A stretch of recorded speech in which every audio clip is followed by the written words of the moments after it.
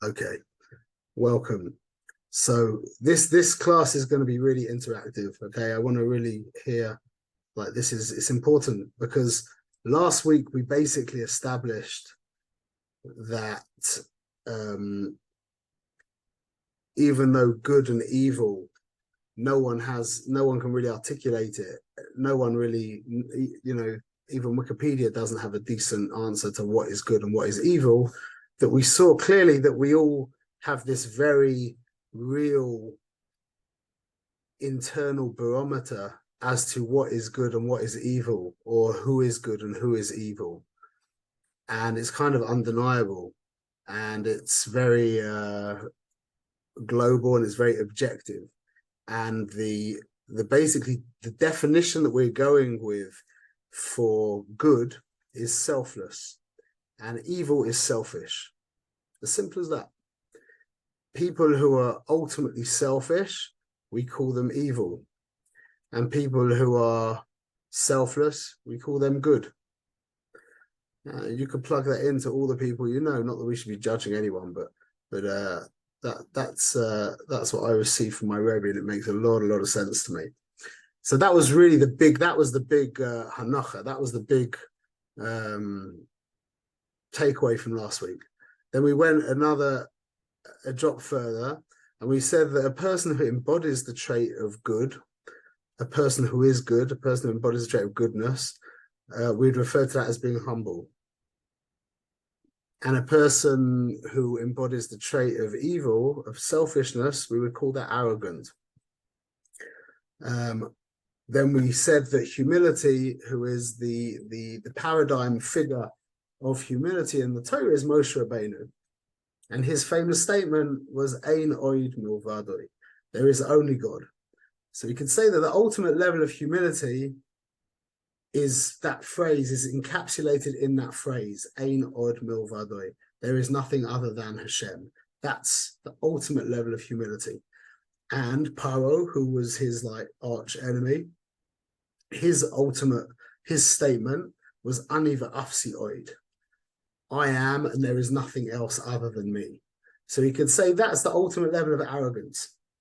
Humility is saying, the ultimate level of humility is saying all there is God, which l'chora means that there's not me as well. If there's only him, that we need to try and understand.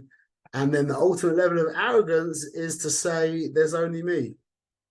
No God, no you, no one, just me. We probably know some people who think like that. So, okay, so this is a question. You've got two people at a chasna, yeah? And they just go, well, let's say you've got one person at the chasna who just, in front of, when everyone goes around the chasna and kala, and you've got, 200, 300 people, and the chasna and kala are sitting there on the chairs, and then all the guys get up and do their thing in front of them. And you've got one guy who just does,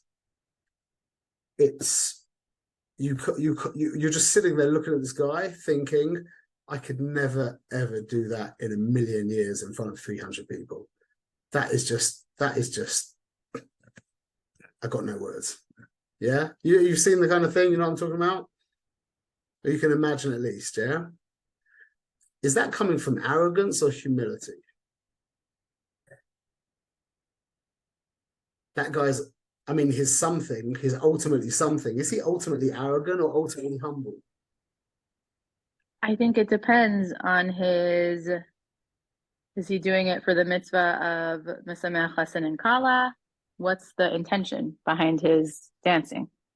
So this is to show off how good of a dancer he is?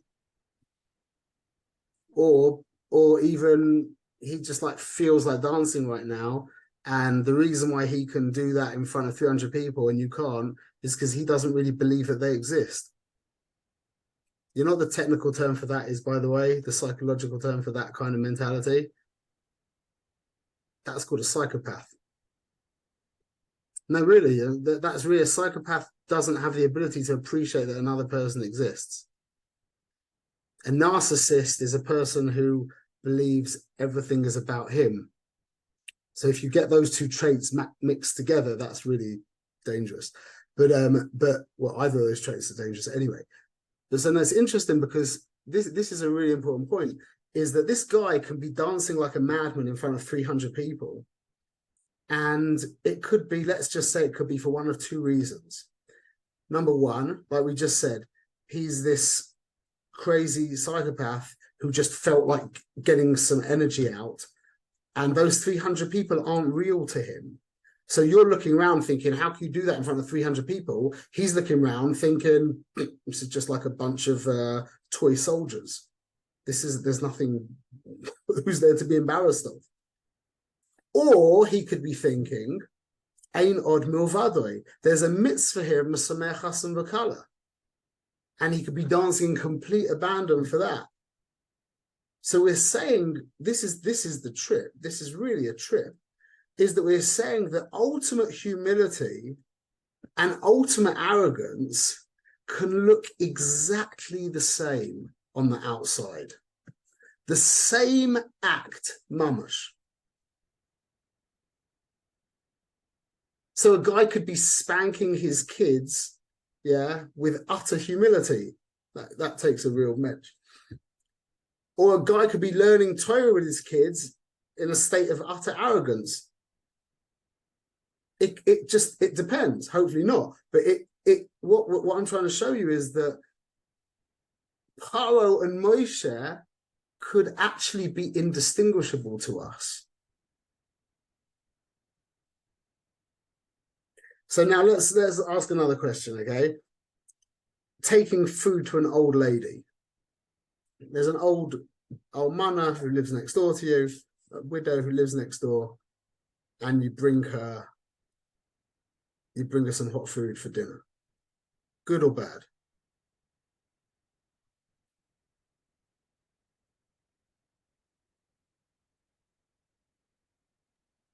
Could it be that we could have a bit of both? Absolutely, 100%. So what is it, good or bad or both? Maybe a bit of both. We're not perfect. Yeah. But it could be anything. It could be good, it could be bad, and it could be anything in the middle.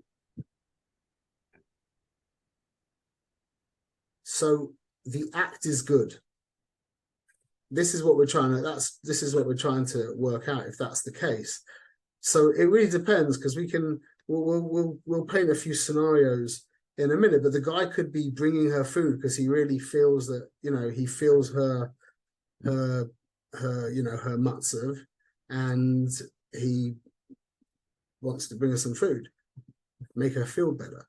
Or it could be that he's trying to win some kind of favor from her rich son or something, and then that would be all about him. Again, it's the same thing. And we spoke last week as well about the idea of building a hospital. Building a hospital is an objectively good thing to do. But again, if the guy's doing it to get one up on his friend who just built a hospice, then that's not a particularly good thing. So really what we're asking now, the question really is what is selflessness? What does that mean to be selfless, to do an act that's selfless? And then we have to ask another question, are there levels of selflessness? Because if good is being selfless, which means in the case of the old woman bringing her food because you're thinking about her, it's about her and you feel her pain or her situation, whatever, it's all about her. But what about if you want to bring her food because it will make you feel good because you're doing a nice thing? How good is that? It's a little scary to ask these questions, because then we end up thinking about the kinds of things that we do, and maybe the things that we do aren't really that good, because a lot of times good things that we do are maybe with slightly, tarnished with selfish purposes. So what does it actually mean to be selfless? So let's we've got a little if you want to write this down, it'll be helpful. Whatever, otherwise you can just listen. So we're going to go through this old lady example, and I'm going to give, I'm going to create 3 groups. Okay. There's the first group called It's All About Her. Then there's the second group called It's All About Us. And the third group is It's All About Me. Okay, so I've got like, I don't know, 9 or 10 different kinds of motivations that could have motivated the bringing the dinner to the old lady. Okay, so the goal is, as I say, that either put it into group 1, which is it's about her, group 2, which is it's about us, and group 3, it's about me. Okay, so we're going to call these levels, well, we know about selfless and we know about selfish. That would be it's all about her, selfless, or it's all about me, selfish. Now we're going to have to try and understand, this is the most important level to understand, this middle level. It's about us. Because like Mrs. Cat said, it can be it could be a little bit of both. It could be everything. It could be more this or more that, or there could be any number of different gradations in that middle area. And that's really what we're trying to understand, this middle area, because that's very relevant to us. Okay, so the first one is he feels her pain. Yeah, does that go into group 1, group 2, or group 3? You just shout out as well. Group 1. Yeah.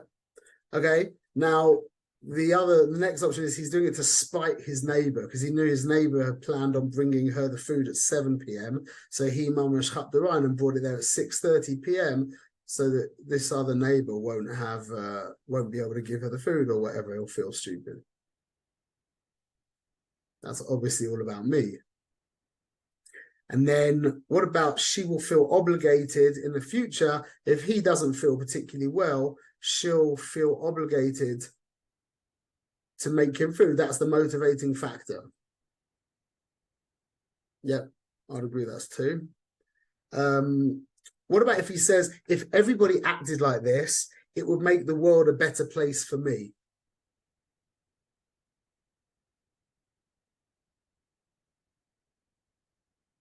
Yeah. And what about if he said, if everybody acted like this, it would make a better world for everyone?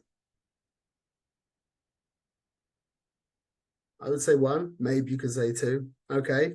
Obviously I wrote to spark off a race war in the community, meaning that I don't know how that would be, but that would obviously be all about me. Yeah.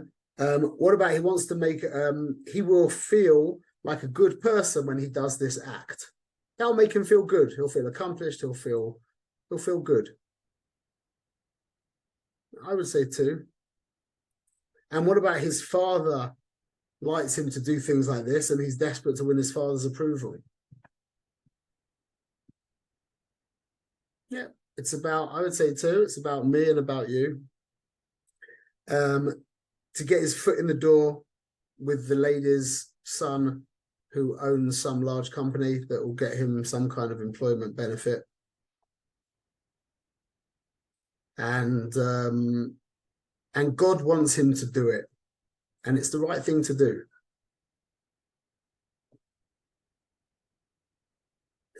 I would also say number 1. Okay, so the point we're trying to get at is there is no such thing as an act that is actually selfless. Any act can have endless reasons. And the best act in the world can be utterly selfish.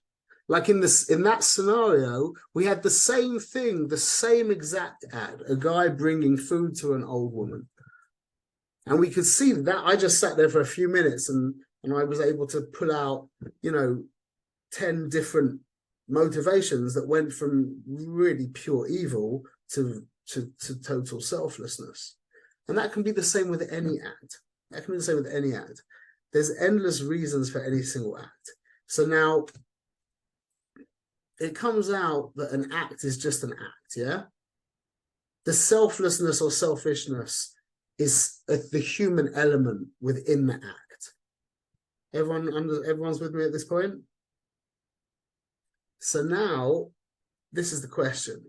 Can there be selflessness without an act?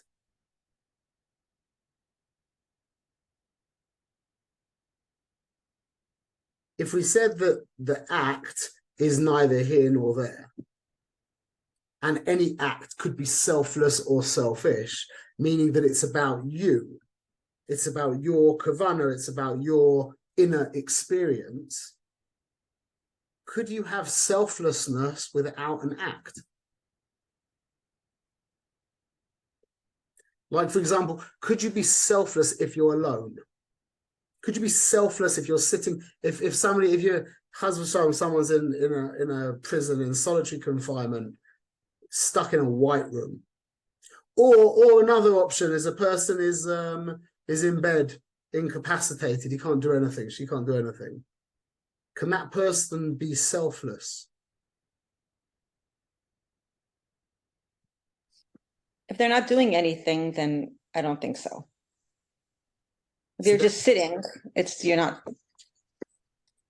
not selfless. You're just sitting. This is the question. But we just said that the act itself is neither here nor there. It's not, so it's to do with the person. So can that person still be in a matzav of selflessness if there isn't any act going on? You hear the question? You hear why I'm asking the question, yeah?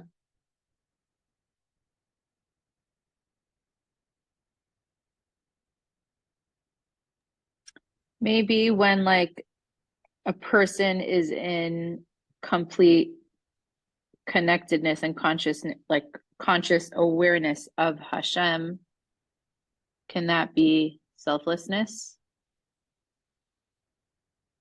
And what you mean, like in a meditational way? As in, he's not really doing it. No, if that's just your state, if that's just a person's place, maybe meditation brought them there, or tefillah, I don't know. Like when Moshe said "Ein od milvado," he was obviously feeling internally that there was nothing else. Right. Could that be the situation? So what about an evil person? An evil person in solitary confinement. He can't do anything. Does that mean he stops being evil?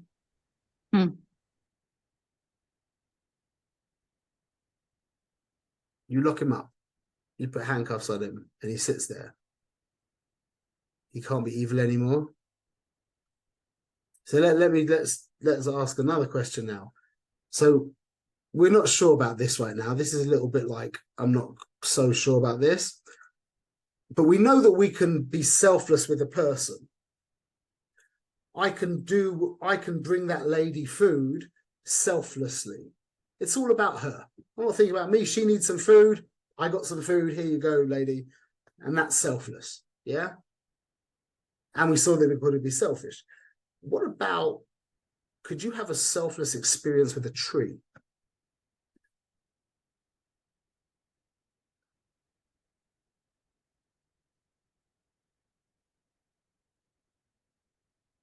Would you have to do something? So let's leave the tree. We'll get back to the tree in a minute. There's 3 levels of listening. Okay, this is a very, very important idea. There's 3 levels of listening. The first level, which is probably the most common level, is the lowest level. It's called waiting to reply. You're sitting there waiting to reply. It's just about my reply. So I'm going to do you the courtesy of, letting you speak, but it's about my replying.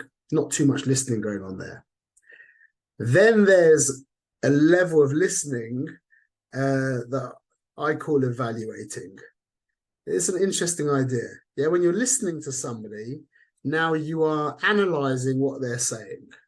You are comparing it, contrasting it, evaluating it, measuring it, preferring it, liking it, disliking it, contrasting it, connecting it, looking into it. Is that listening?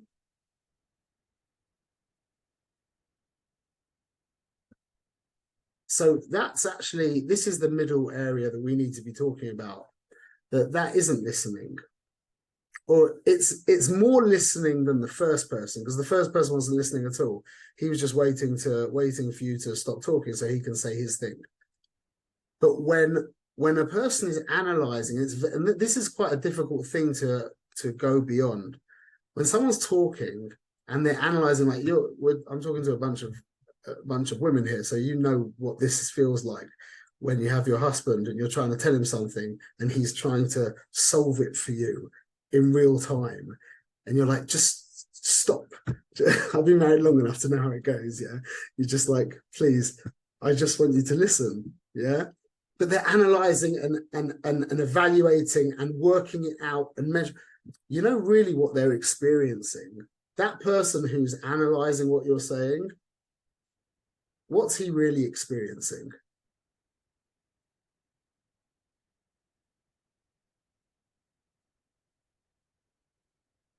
And this is the reason why and that's most people, okay?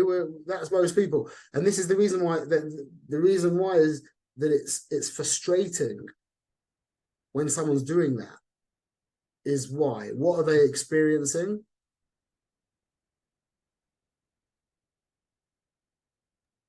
Discomfort. The person who's being talked to.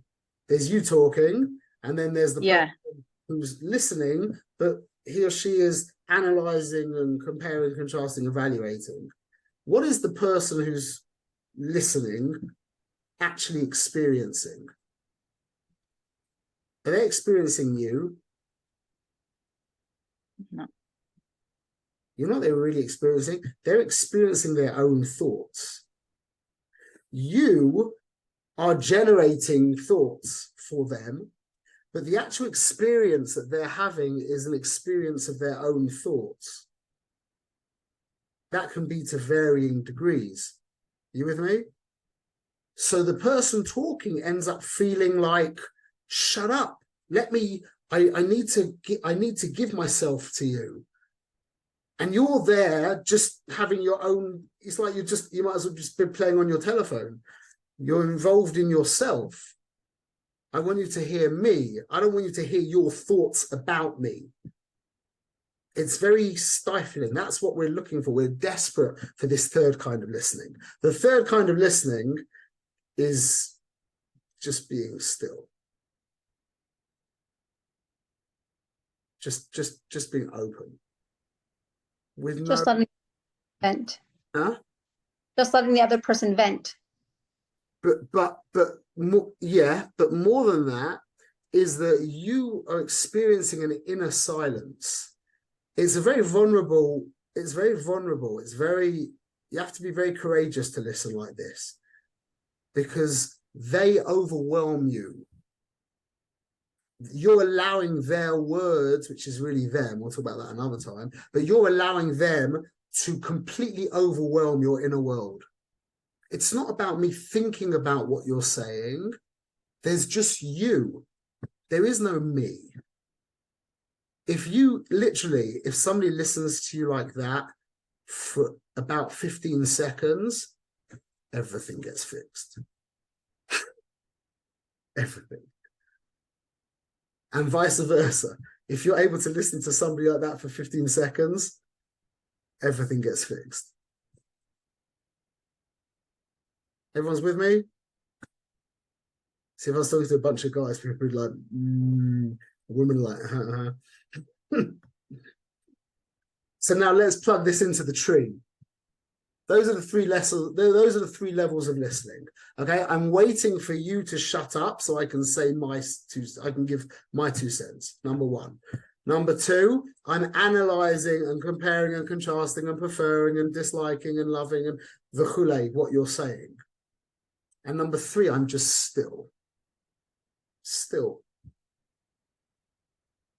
So now let's plug that into the tree. Give me an example of the first level of the tree. If we're comparing it to waiting to reply.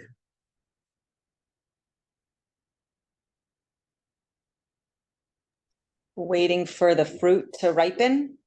so you can eat it.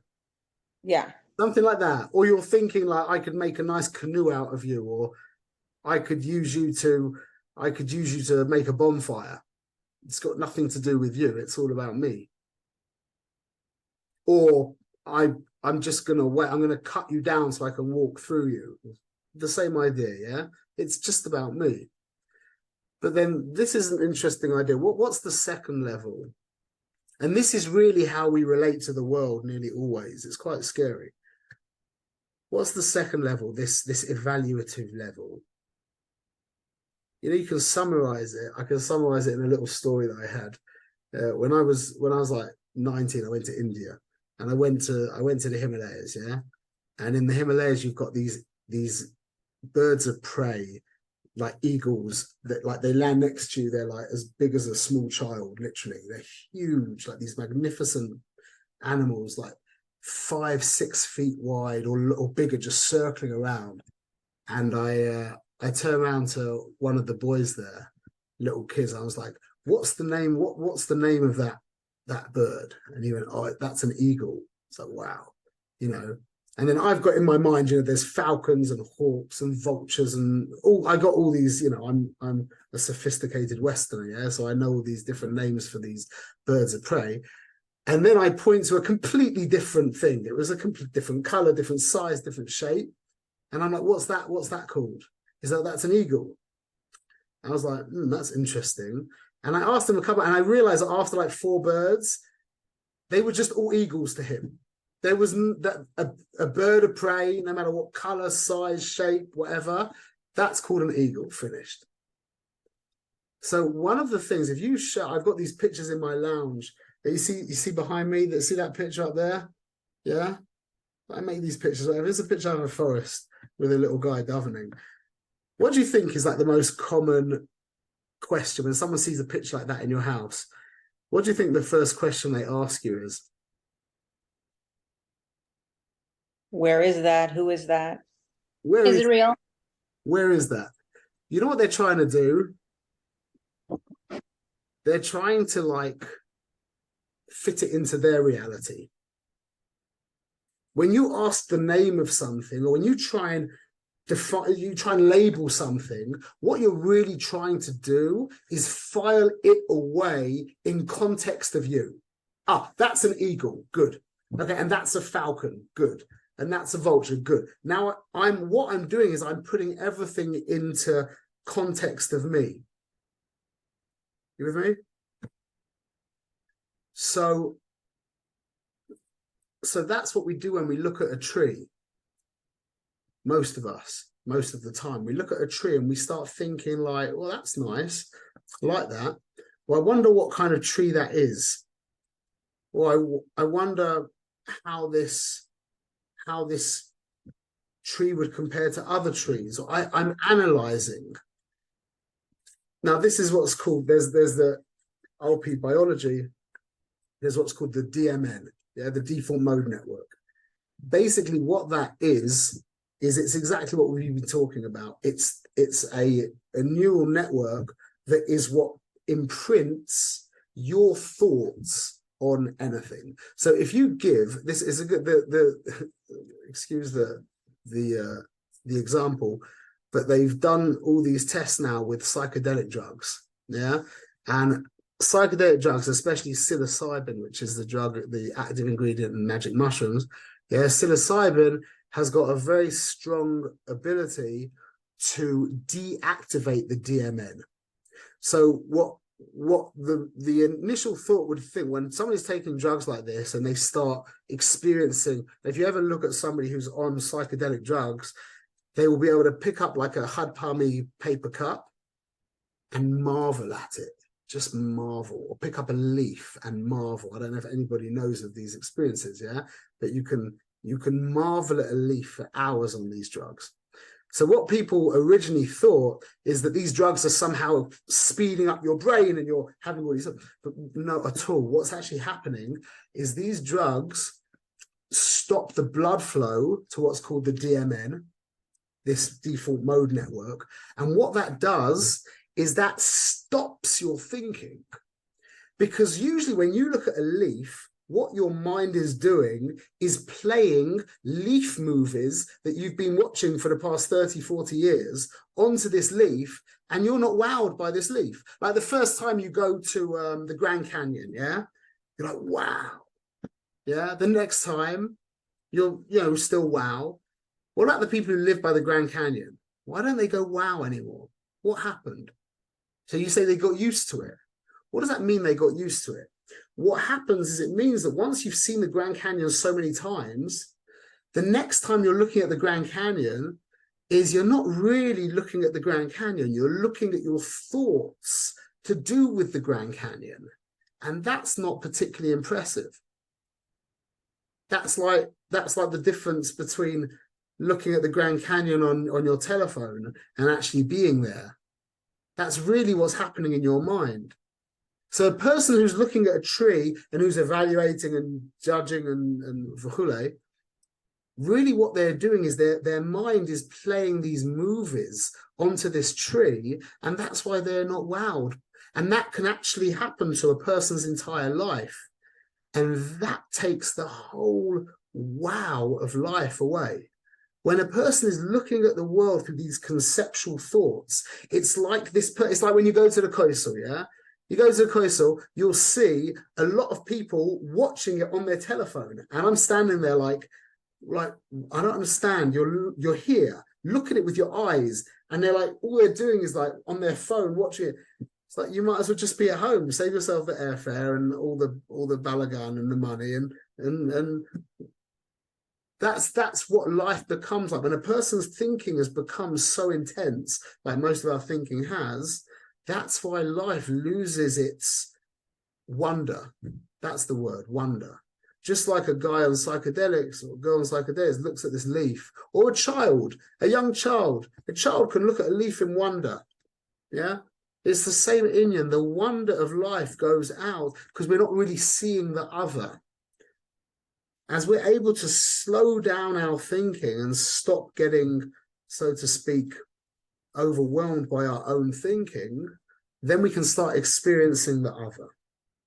So it comes out that selflessness is really defined as an inner stillness. That's what selflessness is. Selflessness is stillness or inner quiet. So the question is, can a person have a selfless experience in a prison cell? And the answer is yes. I think it really goes to what Mrs. Halpern was saying about this idea of being connected in with Hashem, which is a few steps ahead. But that's really what it is. That is what selflessness is. That person in front of me is real. How do I know they're real? Because I haven't got this thing going on inside my head saying stuff to me, and I can appreciate the reality of that person. That's just as a side point, by the way. The word Russia, meaning evil, is the letters for Rash, for noise. And arguably one of the most evil characters in all of the Nach is Haman Harasha, yeah? This is how Heilig and Minhagim are. We make a lot of noise when we hear his name. What's that about? That's exactly the point. Rash and Ra, or Rash and Russia, making noise, and a Russia are really, really one and the same. They really are. Okay, can we divide into two groups? I want everyone to fill out this form. It will take us about 45 seconds. But I need half of us to do one form and half of us to do another form. How can we divide it? I can't see it. Can everyone turn on their cameras for a second, or at least can we just have A and B? I'll be an A. Can everybody just decide quickly who's going to be A and B? So let's start how can we do this? I was thinking of dividing us by name, by letters. First half of the alphabet, second half. So look, I'll say like this, okay? So Yitz's sister, I don't know what your name is, and Mrs. Hamid, and Mrs. Katz, and Mrs. Halpern, and Penina. Yeah, so there's 5 of you that I didn't mention. Everybody's aware of what I said. So I'm just going to send you this form quickly, and I would like you to fill it in, please. Wait a moment, let me try and work this out. Chat. How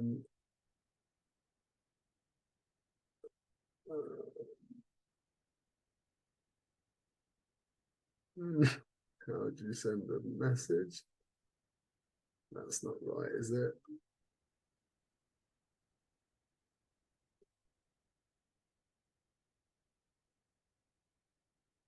It just has participant.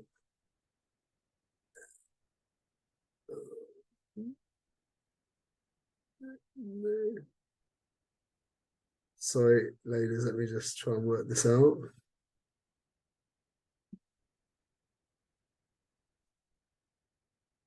It should be on the participant, though. Chat. Oh, there we go. Okay.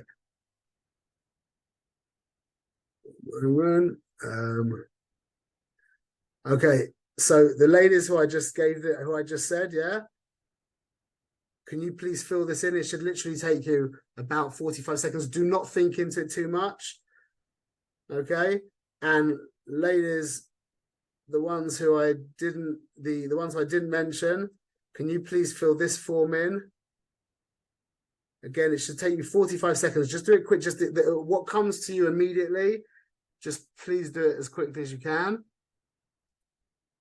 And I need to just find this. And I'm going to show you the results. It's going to be nameless as well. So just please be truthful and quick.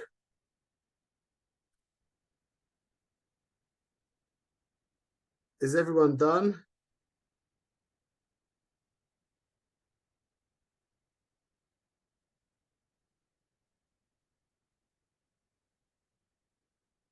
Okay, people are still in the process. 3, 4. So one more person to finish from the first group. We've got 4 more to finish from the second group.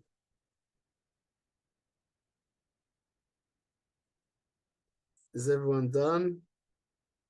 Oh, the second group. We need more people from the second group to fill it in. Maybe they weren't there. It's not going to work if we don't get it. So everyone from the first group has filled in. We've only got 1 person from the second group filled in. Oh, 2 people. We need everyone to fill it in. 3 people. Okay. So finish that off. I'm putting myself on the line here. We'll see. We're going to see what happens. I hope it will be okay. Okay. So now in the meantime, we've got another little thing to do here. Just give me a moment. And this is, I'm going to just share my screen.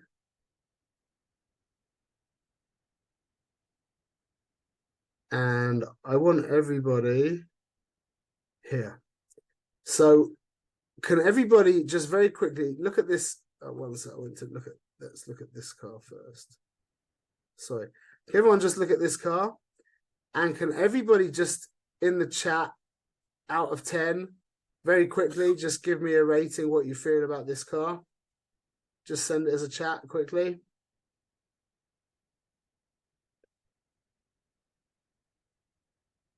Okay.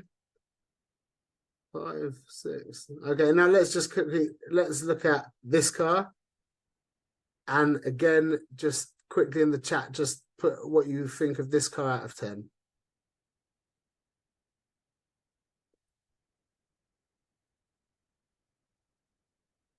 Okay. I'm going to stop share. And let me just see what you wrote here. So look at the first. Okay. So Mrs. Halpin didn't like that so much. But we've got 8, 7, 7, 7, 5, 7. Okay. And then for the next car, Mrs. Halpin gave it the same 3. And then 6, 6, 6, 2, 2, 2, 2. So the first car trumped the second car quite deeply, yeah? You want to know something really funny? Please don't be upset at me for this, one moment. But it was actually the same car.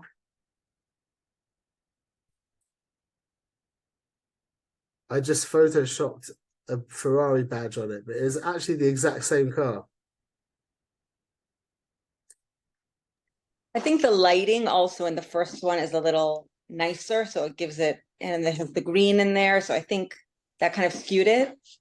Could be. But Lemaisa is the same car. Maybe that could have made a difference between one, but not like next to 2 and 7. But now let's see. See, now what I did, I'm going to share these forms, okay? Now, I did something really chic. If you look here, we're going to see that actually, so ladies who filled in form 1, yeah, you got the real deal, okay? Ladies who filled in form 2 got the fake one. So I'll show you. So this is form 1, yeah? And, oh, excuse me. Oh, go away. And this is form 2. So you see that I photoshopped that to be Casio. In the first shot, in the first one, this was a Cartier, yeah? This is actually a Cartier watch, okay? So this is form 1, and this is form 2. So form 1 is the originals of all the things. So we had, this is worth about $12,500. This is a real Louis Vuitton bag, yeah? This is a cheap generic watch that costs like 38 cents. This is a Ferrari, like 300, is about $300,000. This is a Casio watch. This is a Michael Kors bag. And this is a Patek Philippe watch. Oh, and this is an old man. Yeah. And now, so here I photoshopped the Cartier watch as a Casio watch. The Louis Vuitton bag I just turned into a generic handbag. Yeah, this generic watch I turned into a Cartier watch. The Ferrari I turned into a Ford. The Casio I turned into a Patek Philippe. The Michael Kors bag I turned into Louis Vuitton. And the old man I changed the background. Okay, now I'm really putting myself out on a limb here. Let's look at the results. Let's see 1 minute. Everyone's interested to see what everyone did.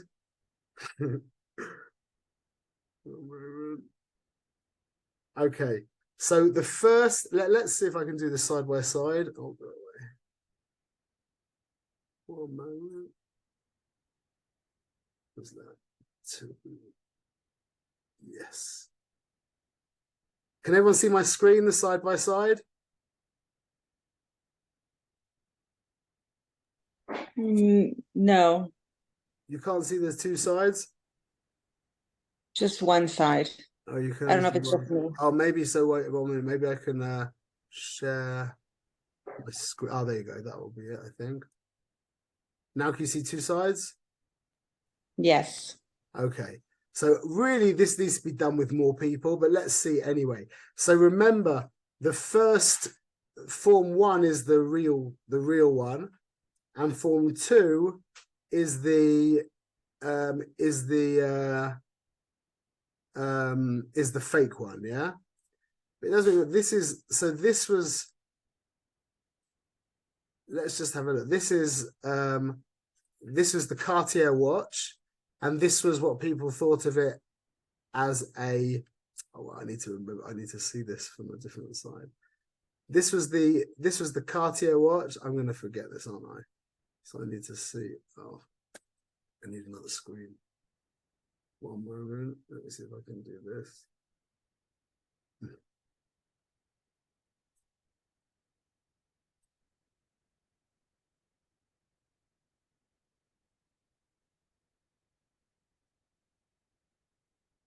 Wait, this is 3 forms.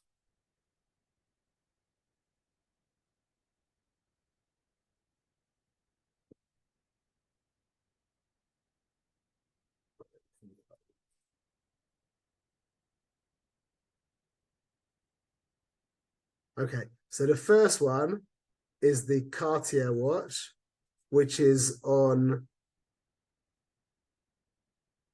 This was on this was the people, the 5 responses is as the Cartier, and this was as a Casio. Okay, so this is actually interesting because people quite like this. You would actually say, interestingly enough, that people preferred it more as a Casio than as a Cartier, yeah? Interesting. Okay, so now this second one was the Louis Vuitton bag. So this is, so people didn't like Louis Vuitton over here, yeah? People put it as like low down. And then we got a couple of people who just didn't like it, and then a couple of people who did like it, but not Louis Vuitton. So people preferred it when it wasn't Louis Vuitton. That's interesting. Okay. Then the next one, this is good. This is after Louis Vuitton was this cheap watch that I photoshopped to be a Cartier. So this side is the cheap watch, and we got a lower level response, and this side was it as a Cartier. We got it as a higher response. Okay, now the next one is, this was the Ferrari that I photoshopped as a Ford. Yeah, so in Form 1 it was a Ferrari, and it wasn't actually liked as much as in Form 2. Interesting. Okay. Then the next one is the Casio watch. So over here it's Casio, over here it's Patek Philippe. So you've got people like it more as Patek Philippe than they did as Casio.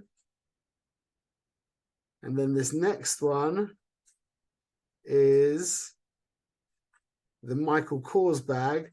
So over here it was as Michael Kors, and over here it was as Louis Vuitton. So we see some people really don't like Louis Vuitton. That's something that we've just learned. Okay. I also don't. Just the fact that it costs so much money, I also think it's terrible. And now this is really interesting. This is the old man.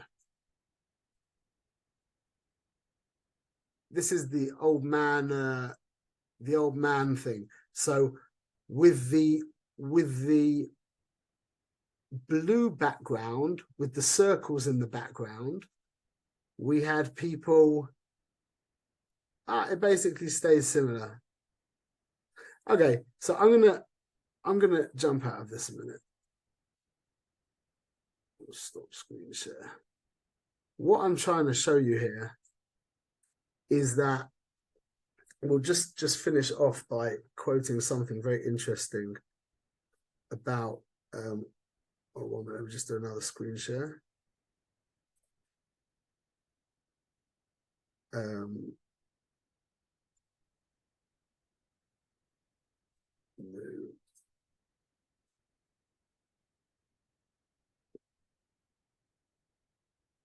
Sorry, 1 moment.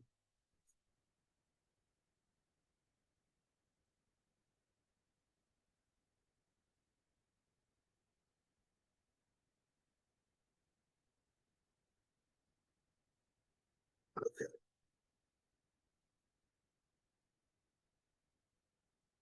So what I'm trying to show you here, this is an article that I found on anorexia nervosa, which we know as anorexia. Yeah, the interesting thing, I'll just read this quickly. In all, 30 peer-reviewed studies written in English that used well-established measures of intelligence, quote, IQ, were identified. This review established that people with anorexia nervosa score 10.8 units and 5.9 units above the average IQ of the normative population of people. Meaning that it's a fact that people with anorexia generally have a higher IQ. And a difference of a 10-point IQ, 11-point IQ, that's a massive difference. That makes a big difference. What's Prashant? What does that tie in with everything that we were just showing before? What's the connection between anorexia and and all of those things that I was trying to show you, how it made such a difference with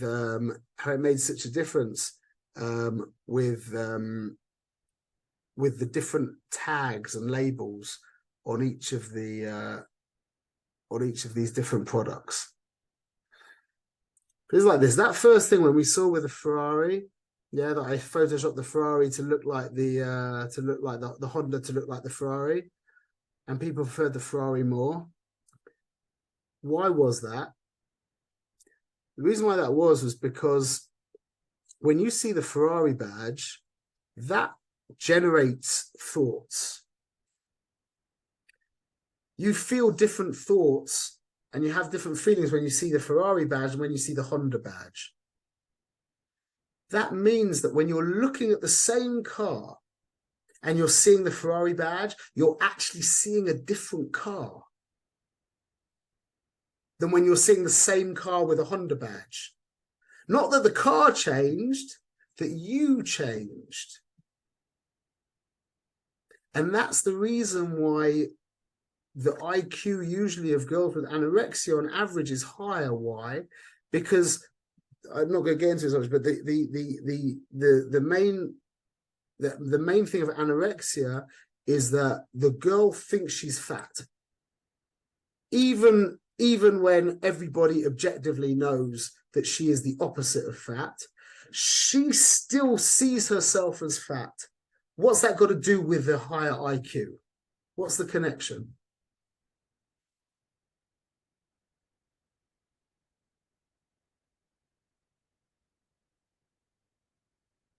The connection, yeah? Because she has a high IQ, you would think that she would know that she's not fat. Maybe, but then when you realize what IQ really is, IQ is about the veracity and the power of your thoughts. So it takes a stronger brain to fool the person into thinking that she's fat when she's thin. A less powerful brain couldn't trick you into doing such a thing. I'm not saying this, there's obviously a lot more that goes into it. I'm just trying to pull out my point here. That it needs a strong brain with a powerful ability to think that's constantly throwing these thoughts that can actually, just like you saw the Honda, you preferred it with the Ferrari badge. So too, when you've got these powerful thoughts being generated, I'm fat, I'm fat, I'm fat, and you're actually not at all, the opposite, that is what allows a person to fall into the trap of being able to look in the mirror, see an objectively very, very thin person and think that they're fat. The more powerful their thinking is. This is what we're trying to talk, this is what we're trying to understand about what we've called selfish, but not selfish. This is the level in the middle that we're going to call self-full. And this is where we're going to go from. We're going to finish here. But basically now we've got three levels. We've got selfless, we've got selfish, and then we've got a level in the middle that we're going to call self-full. Self-full doesn't mean that you don't exist. It just means that I do exist. Like the person looking at the tree and comparing it to all the other trees. It's not like the tree doesn't exist. I'm thinking about the tree. The guy who's just listening, waiting to you to shut up so you can talk, he's not experiencing you at all. You don't exist. He's selfish. But the nice husband who's trying to do the right thing and he's analyzing what you're saying, he just never learned about what listening is. He's trying to analyze and understand and work out. He's not selfish. He's self-full. And the person who's dead still, who's internally quiet, they're selfless. Everyone's with me? This makes sense to people? Can you explain more what self-full is? I know that you're comparing it to that middle ground, but what is like the actual? You exist and I exist. We're both real. And that's the regular, there's nothing wrong with that. That's normal. To get to a level of only you exist, that's Mamash Tzaddik. That's when you go and meet the Rebbetzin who's Mamash Heilig and you sit with her. Yeah, like when you go and meet, if you have a Rebbetzin that you're close with or something, or you ever meet a Godel, yeah, You never sit down and say to him, so, you know, how are you? Tell me what's going on. It's just like he's there and it's just, okay, let me unload. That's called selfless. Yeah, that's a very high level. That's a lot of practice and a lot of davening and a lot of avodah, and we'll talk more about it. It's a lot of learning. We can get there, but that's where we are is self-full, meaning, and that's, by the way, that's a made up word. I made that word up, but it's going to help us for the rest of the course. There's me and there's you. That's the guy who's making the woman the food, but there's me involved in it. Like I'm aware that I'm making you the food, and I'm happy about that. That gives me simcha. But at the same time, it's going to help me get that job with your son. There's me and there's you. It's about us. It's win-win. That's a very normal human situation to be in. And that breaks down into the experience of the tree. Selfish is, how can I use this tree for my own purposes? Self-full is, I'm using this tree to experience myself. I'm trying to categorize it, label it, like it, dislike it, put it in that box, work out how it's connected to this tree, etc., understand it.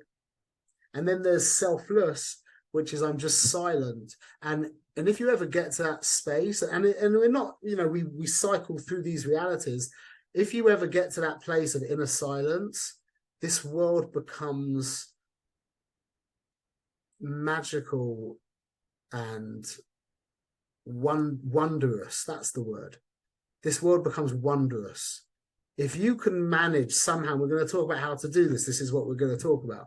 If we can work out a way of pressing mute on that thing inside us that's constantly analyzing and debating and labeling and categorizing and comparing and contrasting and preferring and disliking, etc., if we can somehow turn down the volume or press mute, then this world starts to become wondrous, and we start to actually experience the other things of this world.